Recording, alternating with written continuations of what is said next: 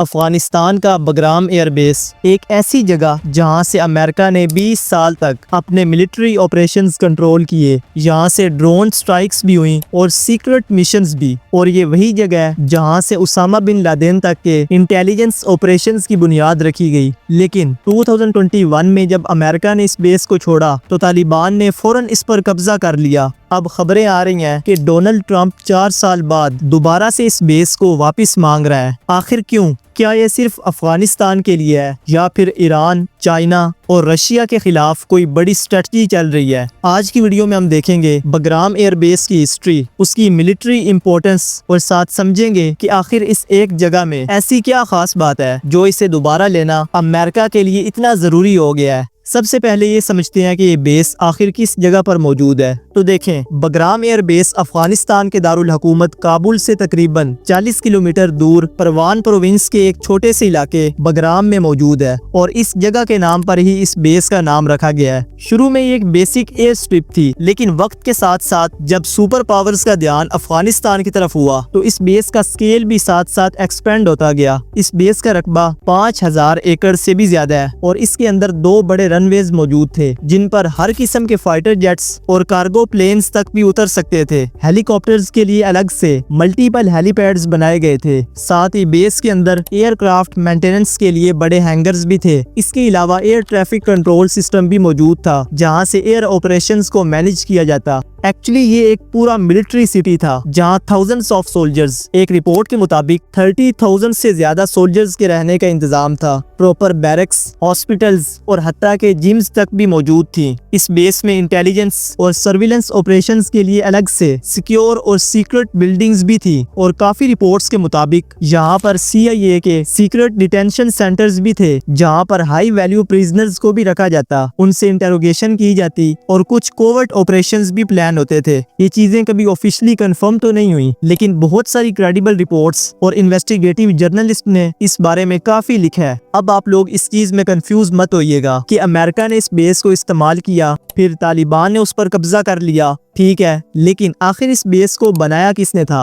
और अमेरिका किस वजह से इस बेस पर अफगानिस्तान के खिलाफ ही ऑपरेशंस लॉन्च करता रहा? बिल्कुल ध्यान से इसकी हिस्ट्री भी समझ लेते हैं। बगराम का बेस असल में 1950s के दौरान सोवियत यूनियन ने बनाया था, एक छोटे से एयर स्ट्रिप के तौर पर। और साथ सोवियत स्ट्रेटजी का असल मकसद ये था कि इस जगह को फ्यूचर के लिए तैयार रखा जाए और वो वक्त 1979 में आया था जब सोवियत यूनियन ने अफगानिस्तान पर फुल मिलिट्री के साथ हमला करने का फैसला किया और इस टाइम पे सोवियत यूनियन ने इसको अपना सेंट्रल एयर बेस बना लिया जहां से हेलीकॉप्टर्स, फाइटर जेट्स और ग्राउंड सपोर्ट एयरक्राफ्ट पूरे मुल्क में सोवियत फोर्सेस को सपोर्ट करते थे। 10 साल तक ये बेस जंग का मरकज बना रहा, लेकिन जैसे जैसे सोवियत यूनियन की ताकत अफगानिस्तान में कमजोर होती गई तो ये बेस भी उनके हाथ से निकलना शुरू हो गया और बिल आखिर 1989 में सोवियत फोर्सेस इस बेस को इसी तरह वीरान छोड़कर अफगानिस्तान से निकल गए। वॉर तो खत्म हो गई थी, लेकिन इससे 1 साल बाद अफगानिस्तान के अंदर एक इंतहाई खौफनाक सिविल वॉर शुरू हो गई। अफगानिस्तान के अंदर के ग्रुप्स ने आपस में ही लड़ना शुरू कर दिया और ये बेस भी अगेन बैटलफील्ड बन गया। कभी कोई ग्रुप इस पर कब्जा करता तो कभी कोई, लेकिन जब 1996 में तालिबान ने काबुल पर कंट्रोल हासिल करना शुरू किया तो ये बेस भी उनके इन्फ्लुएंस में आ गया। लेकिन Bagram as a modern military facility active नहीं था, इंफ्रास्ट्रक्चर पुराना हो चुका था और इंटरनेशनल आइसोलेशन के सबब इस बेस का इस्तेमाल बहुत कम कर दिया गया। लेकिन फिर 2001 में दुनिया का मंजर ही बदल गया जब 11 सितंबर को न्यूयॉर्क के ट्विन टावर्स पर हमला हुआ, जिसे हम 9/11 अटैक के नाम से जानते हैं। अब अमेरिका ने फौरन अफगानिस्तान को ही टारगेट बनाया और जब तालिबान ने उसामा बिन लादेन को अमेरिका के हवाले करने से इनकार किया तो अमेरिका ने ऑपरेशन एंड्यूरिंग फ्रीडम के नाम से अफगानिस्तान पर फुल स्केल हमला कर दिया।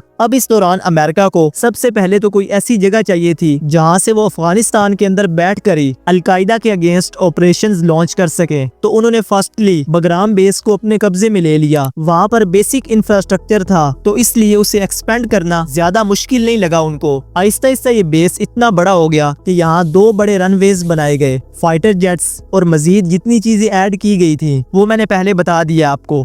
2002 से लेकर 2008 तक बगराम से ही अमेरिका ने अपने सारे ऑपरेशंस चलाए। ये बेस अफगानिस्तान वॉर का समझ लो एक नर्व सेंटर था। यहाँ से ड्रोन स्ट्राइक्स की जाती, इंटेलिजेंस गैदर की जाती और स्पेशल फोर्सेस के मिशंस प्लान होते थे। फिर 2009 में अमेरिका ने अपनी सर्च पॉलिसी शुरू की, जिसमें और ज्यादा ट्रूप्स भेजे गए ऑपरेशन को मजीद तेज करने के लिए। इस वक्त बगराम की इंपॉर्टेंस और ज्यादा बढ़ना शुरू हो गई, क्योंकि यूएस का हर मिशन यहीं से ही कोऑर्डिनेट किया जा रहा था। लेकिन आहिस्ता आहिस्ता 2014 के बाद जब नाटो ने अपना कॉम्बैट रोल कम करना शुरू किया, तो ग्रेजुअली यूएस ने भी अपनी फोर्सेस को अफगानिस्तान से निकालना शुरू कर दिया। 2021 में जब प्रेसिडेंट जो बाइडेन ने अफगानिस्तान से तमाम अमेरिकन फोर्सेस को निकालने का फैसला किया, तो इसके अंदर बगराम बेस को छोड़कर दे दिया गया अफगान फोर्सेस को। अब अमेरिका के यूं अचानक निकलने की वजह से वहां काफी कंफ्यूजन बन गई थी और अफगान फोर्सेस भी पूरी तरह से रेडी नहीं थी। तो इस वजह से अगस्त 2021 में तालिबान ने काबुल और बगराम दोनों पर दोबारा कब्जा कर लिया और आज के टाइम में ये मुकम्मल तौर पर तालिबान के कंट्रोल में है। But the question is, Donald Trump अब इस बेस को वापस क्यों मांग रहा है? इसका जवाब भी हमें मल्टीपल लेयर्स में देखने को मिलता है। सबसे पहला और बड़ा रीजन ट्रंप का बगराम में दोबारा इंटरेस्ट दिखाना चाइना को काउंटर करने के लिए हो सकता है। बगराम बेस की लोकेशन ऐसी है कि वहां से चाइना का Xinjiang region, belt and road initiative और सी पैक पर डायरेक्ट नजर रखी जा सकती है। ट्रंप का मानना है कि अगर ये बेस हमारे पास होता तो चाइनीज एक्सपेंशन को मजीद अच्छे तरीके से कंट्रोल किया जा सकता था। इसके अलावा ईरान को प्रेशर में रखना, ईरान अमेरिका का लॉन्ग टाइम राइवल है और बगराम की पोजीशन ईरान के ईस्टर्न बॉर्डर के नजदीक है और इस तरह ईरान पर भी मिलिट्री प्रेशर रखा जा सकता है। साथ ही ट्रंप तालिबान पर बिल्कुल भी ट्रस्ट नहीं कर सकता है, इस वजह से वो अफगानिस्तान में रहकर तालिबान के कामों को भी देख सकते हैं। एंड अफगानिस्तान से यूएस निकल तो गया है, लेकिन टेररिज्म का खतरा अभी भी खत्म नहीं हुआ है। ISIS, खुरासान जैसे ग्रुप्स आज भी एक्टिव है। Bagram base surveillance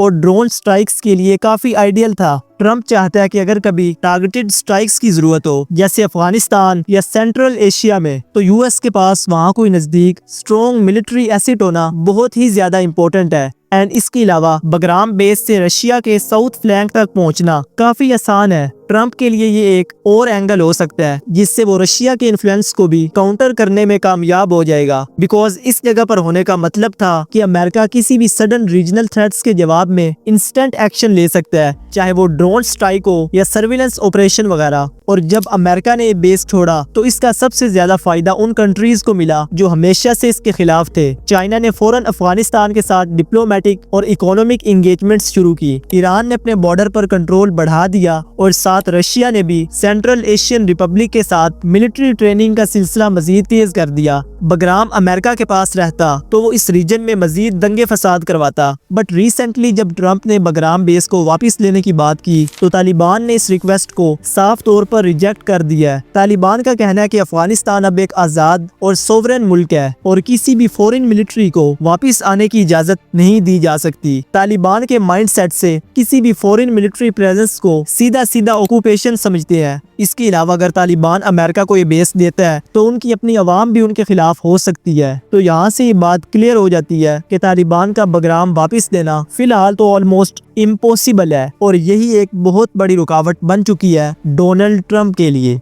subscribe